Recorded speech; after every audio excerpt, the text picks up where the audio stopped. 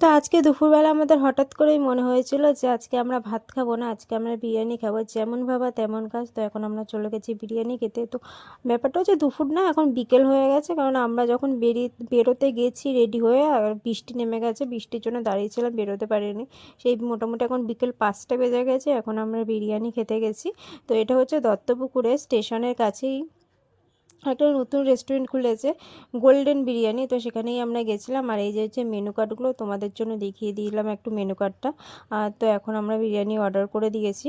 আর এই যে হচ্ছে মজার ব্যাপার হচ্ছে এখানে যে এই যে এগুলোকে কি বলে, যাই হোক, এগুলো যে রাখা আছে প্রত্যেকটা হচ্ছে ফাঁকা, কোনোটার মধ্যে কিছু নেই, ফাঁকা, জাস্ট সাজিয়ে রেখে দিয়েছে। আমি এমনি এরম করে খুলেছিলাম, দেখি সব কটা ফাঁকা হয়েছে, মানে একটা ফাঁকা থাকবে, তারপর দেখলাম মোটামুটি সব কটাই ফাঁকা রয়েছে। তো যাই হোক, ওরা হয়তো পরে রাখবে, এখন আপাতত সাজিয়ে রেখেছে। এমনি রেস্টুরেন্টটা খুব সুন্দরভাবে সাজিয়েছে, ছোটোর মধ্যে। আমাদের খুব ভালো লেগেছে। তো এখন আমাদের বিরিয়ানি চলে এসছে। বিরিয়ানিটা দিয়েছিল কলা পাতায়, আর সাথে একটা গ্রিন চাটনিও দিয়েছিল। তো বিরিয়ানিটা খেতে ভালোই ছিল, খারাপ ছিল না, ভালোই লেগেছে। এই যে সেই গ্রিন চাটনিটা। তো এখন আমরা খাওয়া দাওয়া করে নিই, চলো।